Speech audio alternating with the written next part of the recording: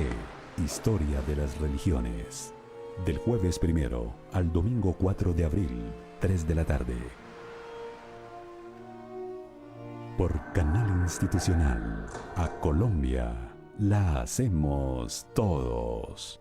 ¿Sabes qué es creatividad? Imaginar un mundo mágico y escribirlo. Saber que existe una casa en el aire, que las paredes nos cuenten historias, crear ideas de película y abrir la puerta a otros mundos. Somos un país de creadores. Por eso, protegemos los derechos de los autores y artistas, brindándoles las herramientas para que vivan de sus creaciones. Porque creemos en lo que ellos crean. Respetemos sus derechos. Dirección Nacional de Derecho de Autor.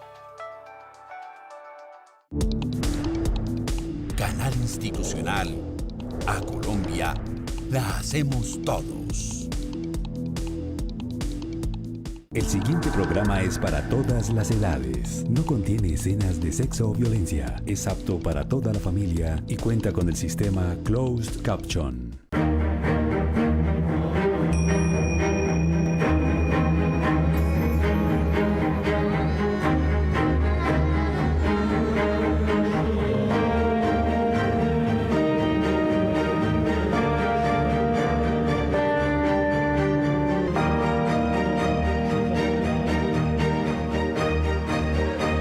Más allá de la fe.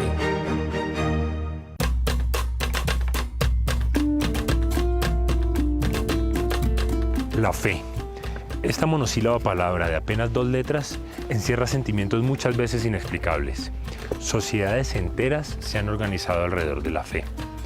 Ceremonias, credos, organizaciones, instituciones se han levantado en torno a la fe, sacando lo mejor y lo peor de la humanidad. Tanto guerras despiadadas como los actos de la mayor nobleza han sido epicentro de la fe. Pero, ¿dónde nace la religión? ¿Qué tienen en común y cuáles son las más emblemáticas?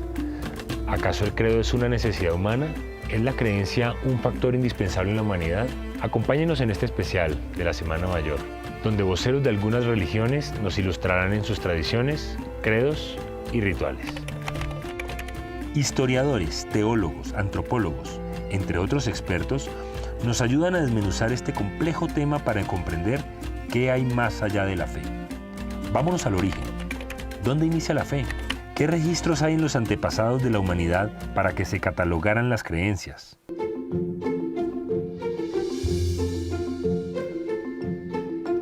Dos grandes amigos, Carlos Mesa y Luis Alfonso Rodríguez, antropólogo e historiador respectivamente, serán los escogidos para ayudarnos a hilar este intrincado y apasionante tema.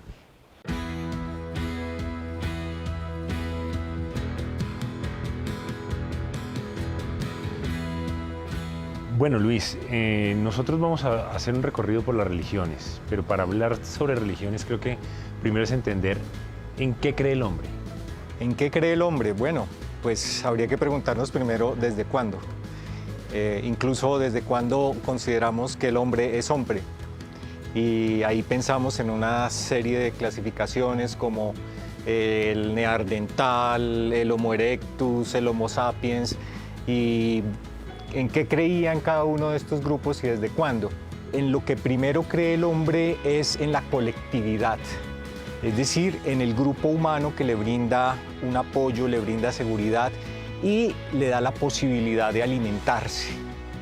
Y esa colectividad y las interacciones que van teniendo dentro de ese grupo humano le va permitiendo desarrollarse y hacer de ese grupo su primera creencia. Pero también hay otros elementos alrededor que lo sobrepasan. Por ejemplo, pensemos en el sol, pensemos en la luna, pensemos en aquello que ve y que no tiene una explicación de qué pasa, por qué sale, por qué se oculta, por qué hay un río que crece, en fin.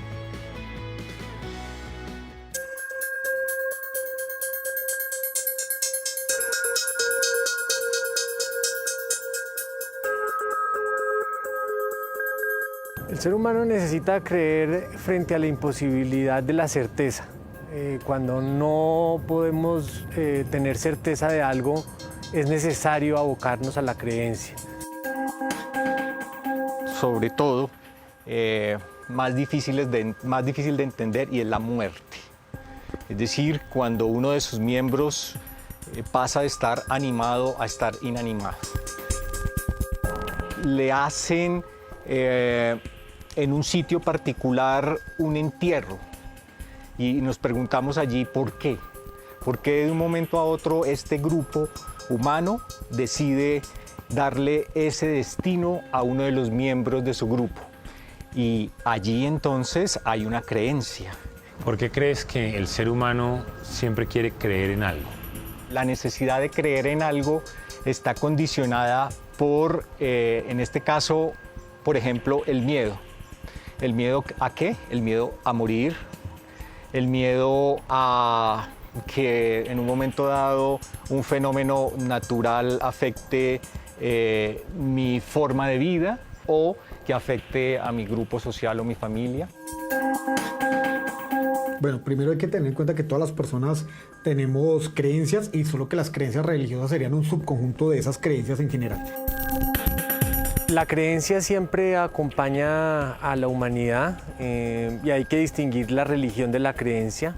El desarrollo de la religión se remonta al animismo, en las sociedades primitivas. Un árbol, una piedra, el sol, eran seres vivientes y seres que desde su perspectiva tenían una visión del mundo.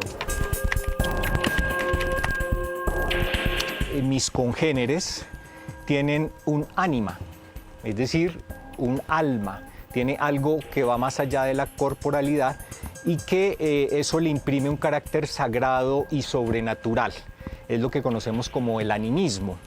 Y ese, para muchos autores e investigadores, es el germen de las religiones. ¿De cuándo se tienen registros de una primera o de unas primeras religiones? Esa pregunta es muy, muy buena porque me hace pensar, por ejemplo, en Botsuana, en el hallazgo de una roca en forma de cabeza de serpiente a la cual le rendían culto grupos humanos y tiene 70.000 años. ¿Sí? Me hace pensar también, por ejemplo, en las pinturas rupestres que registran un carácter de simbología y de culto a ciertas figuras de la naturaleza que incluso tenemos en nuestro país, ¿no? En el Guaviare, en lo que conocemos como la Capilla Sixtina de América, que es maravillosa y estamos hablando de 25.000 años atrás. ¿Sí? Entonces, hablar de un origen de la religión puede remontarnos tan atrás en el tiempo como queramos, pero ya con las conceptualizaciones que hacen las ciencias humanas y hace el conocimiento humano, pues han determinado para muchos especialistas, por ejemplo, el surgimiento de esas religiones formales precisamente con el establecimiento de las ciudades, de los desarrollos políticos, el surgimiento de líderes y cómo encauzar, por ejemplo, las esperanzas, las creencias de un pueblo alrededor de unas figuras como el gobernante y como el sacerdote.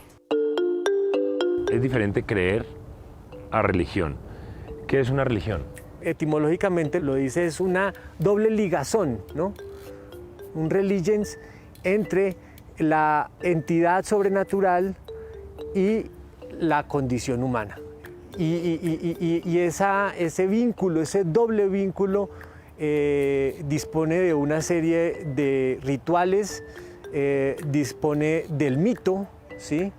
El mito no es simplemente un relato ficcional, sino que es un relato del tiempo anterior que explica cómo es el presente.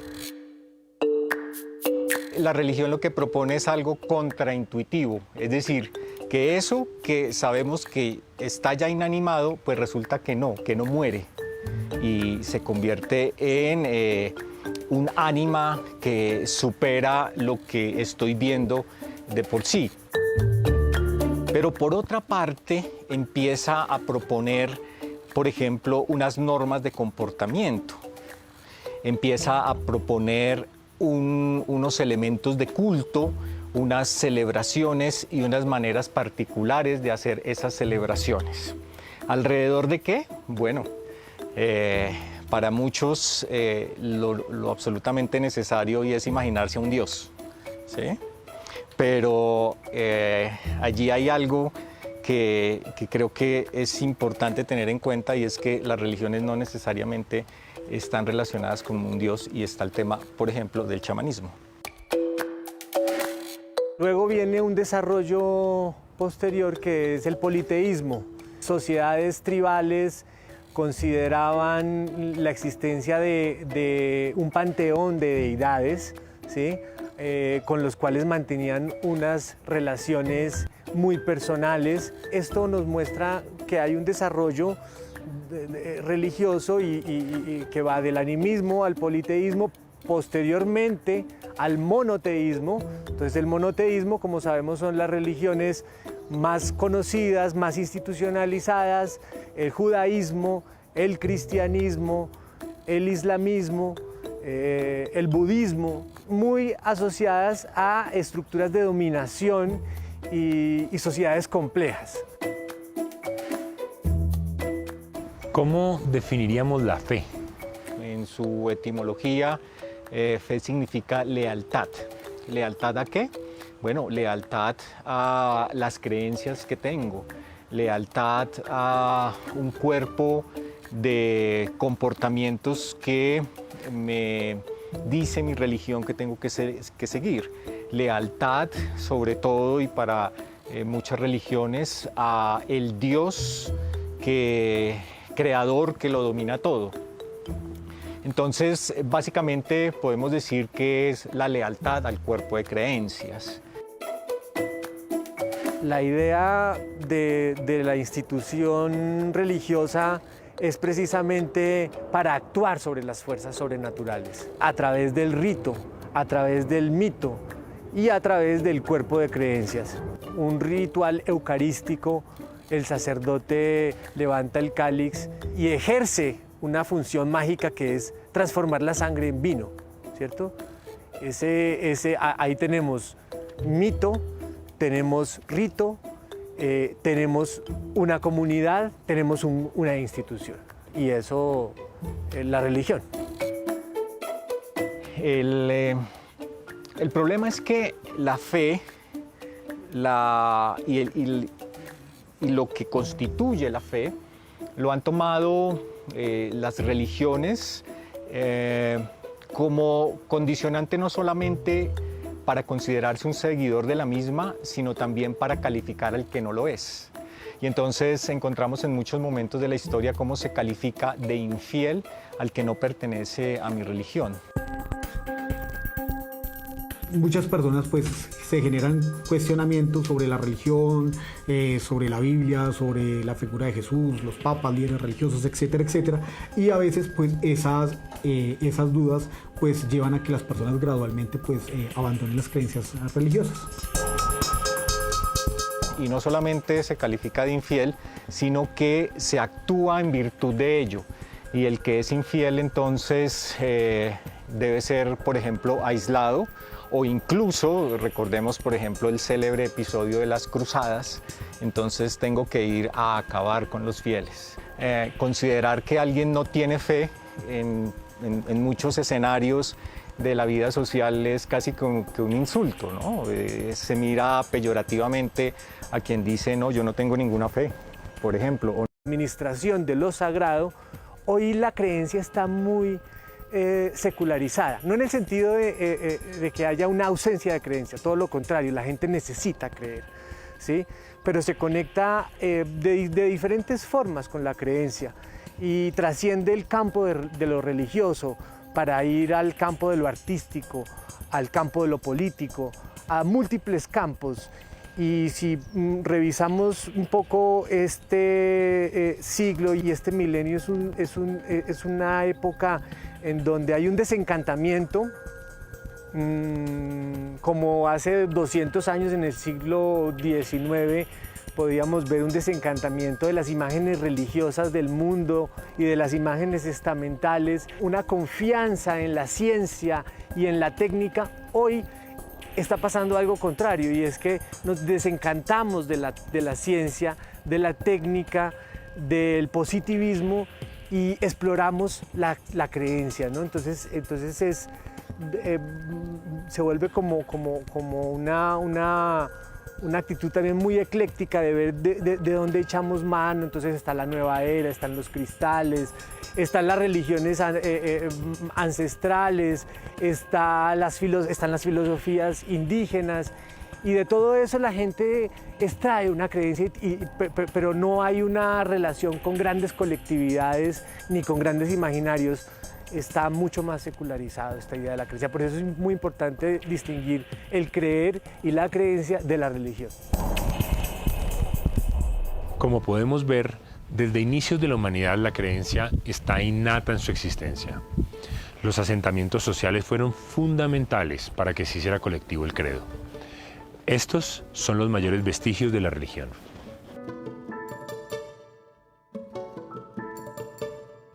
Ya mucho más acá en el tiempo, vamos a indagar por la más antigua de las religiones.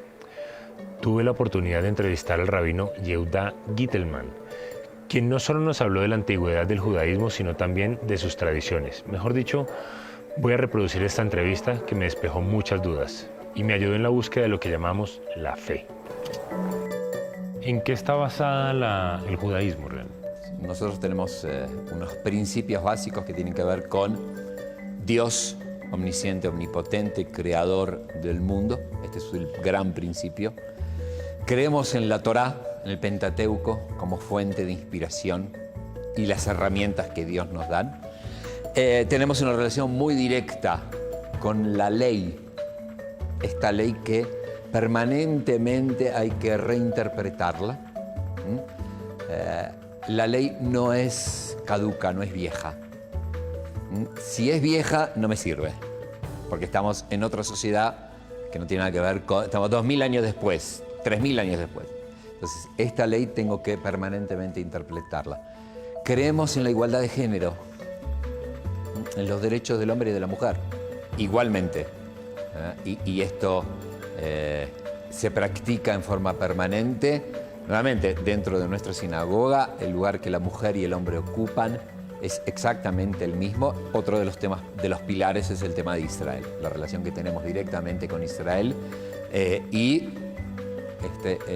alejándonos de cualquier situación política, sino que Israel como la tierra o el país que nuestros ancestrales heredaron.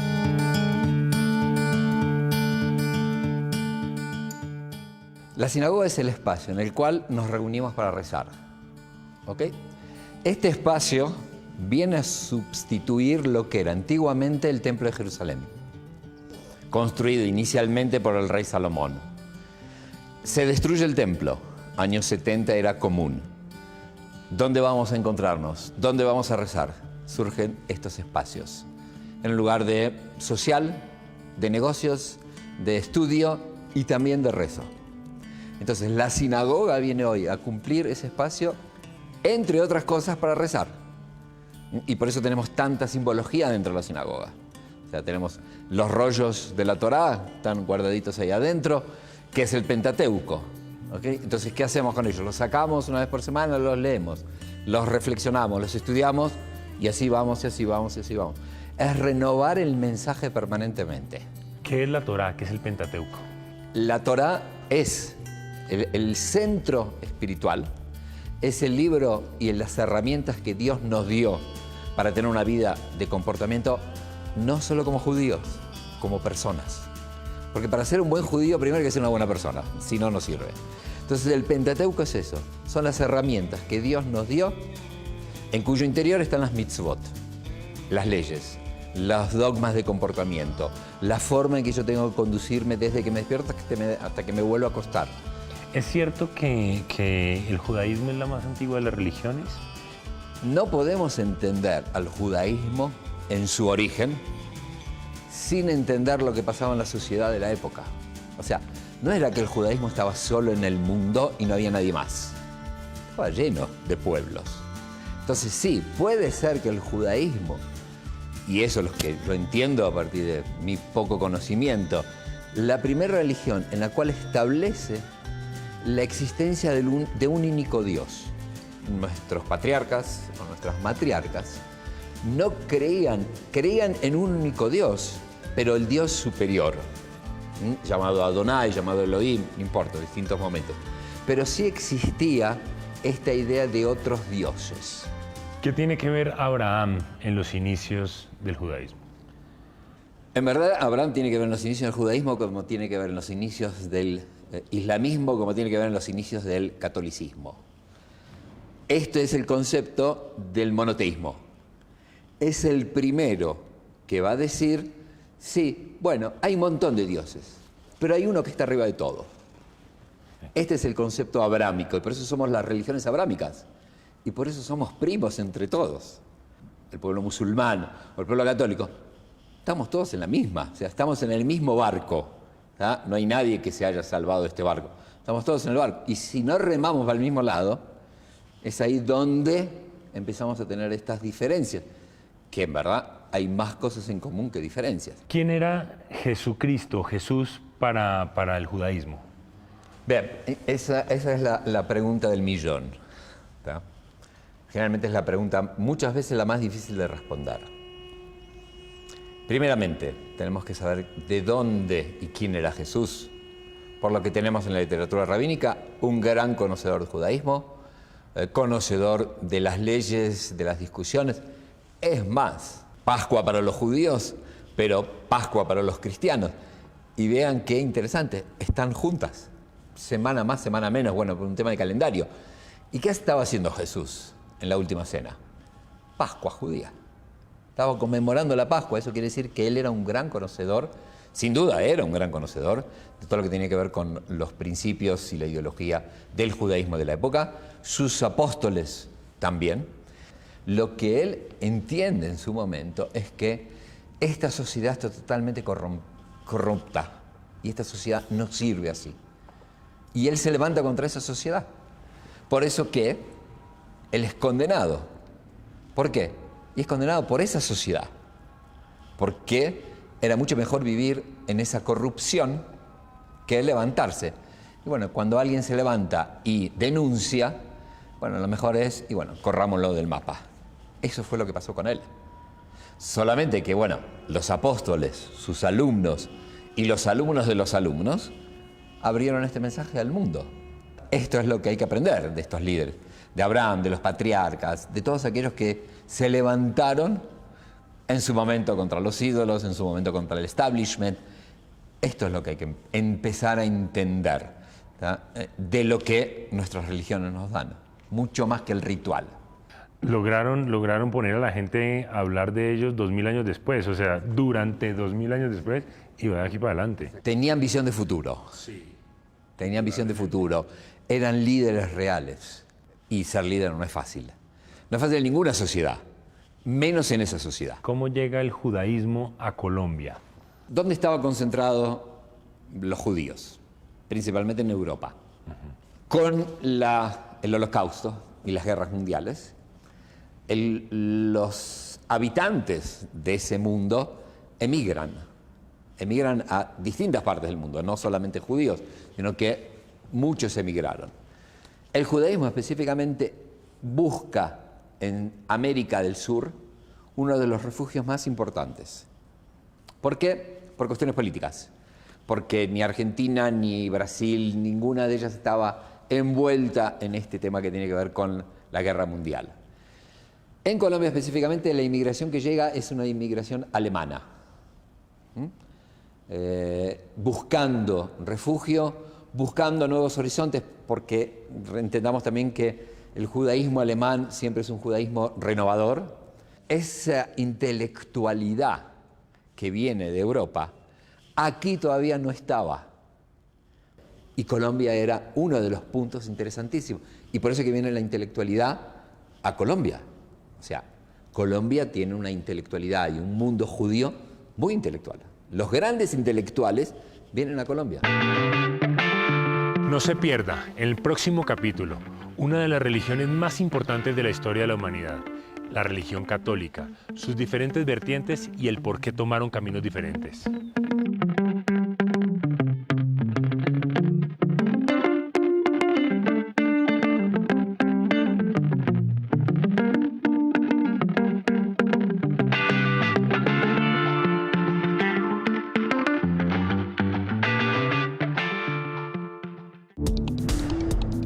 Canal Institucional. A Colombia la hacemos todos. Después de 200 años, las mujeres en Colombia siguen haciendo historia. 5 mujeres nos contarán desde sus posturas, sus historias alrededor de la religión, la espiritualidad, la reflexión y de cómo se relacionan con Dios, enviándonos un mensaje de unión y respeto. El discipulado es que ellos sean como Jesús, que ellos tengan el carácter de Cristo. Primero hay que definir que el Islam lo que propicia es un estilo de vida. Ayudar a todos los hijos de Dios a venir a Jesucristo. Darle la educación a nuestros hijos y nietos para que podamos continuar como comunidades judías. Llevar amor, llevar ternura, llevar misericordia. Especial 200 años de mujeres pioneras. Desde casa, Viernes Santo, 2 de abril, 6 de la tarde.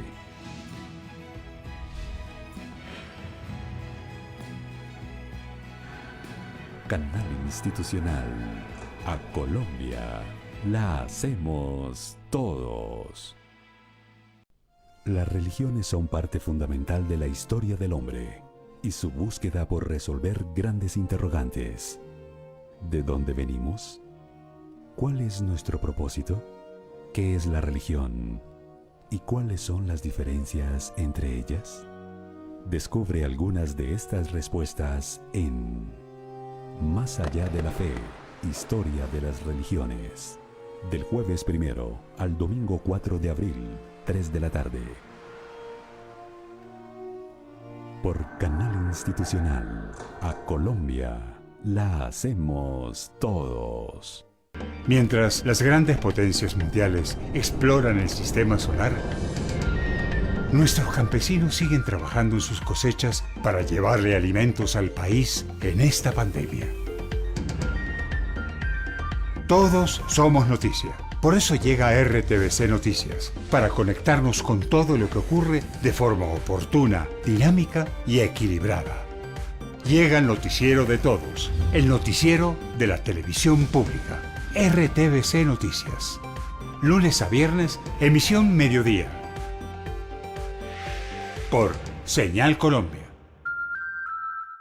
¿Qué es eso de inmunidad de rebaño? 3 claves para entender cómo funciona. Primera, la vacuna hace que tu organismo luche contra el virus derrotándolo. Los primeros vacunados evitarán contagiar a 3 personas cercanas, quienes contagiarían a otras 3. Es decir, una sola vacuna puede evitar al menos 45 contagios en cuestión de días. Segunda, al vacunar a 35 millones de colombianos, el riesgo de contagiarse es tan bajo que deja de ser una pandemia para convertirse en una enfermedad aislada fácil de controlar. Tercera, no ponerse la vacuna aumenta el tiempo que necesitamos para alcanzar la inmunidad de rebaño. No es obligación ponérsela, más bien es un deber con las personas que nos rodean. Entender cómo funciona es la clave más importante para unirnos y alcanzar esta meta.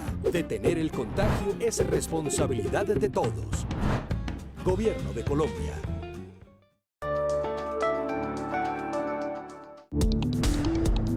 Canal Institucional. A Colombia la hacemos todos.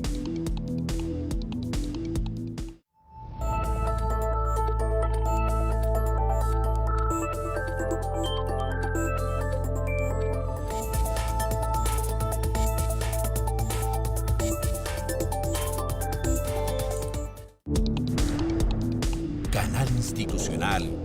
A Colombia la hacemos todos.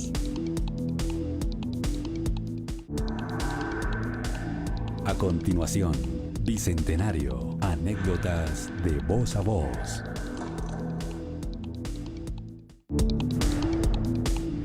institucional. A Colombia la hacemos todos. El siguiente programa es apto para toda la familia. Contiene closed caption y es financiado con recursos del Fondo Único de TIC. Hola a todos, me presento. Mi nombre es Sofía y soy amante de la historia. Quiero contarles que hoy estoy con un súper personaje. Escritor, actor de televisión, director, con ustedes, el maestro Kepa Amuchastegui. Sofía, por Dios, llámame Kepa secas. Al fin y al cabo ya somos amigos, ¿no? Y además se te olvidó decir que además yo estudié arquitectura, pero que la abandoné cuando el teatro y la actuación me robaron el corazón del todo. El caso es que es un teso. Y nos va a estar acompañando en esta super serie que se llama Bicentenario, anécdotas de voz a voz. ¡Ah! Lo encontré. ¿Qué? Sofía, hoy vamos a darle rienda suelta a la imaginación. Vamos a retroceder 2 siglos en el tiempo para llegar a conocer mejor a los héroes y las heroínas, unos conocidos, otros no tanto, de nuestra independencia. ¿Vale? Vamos.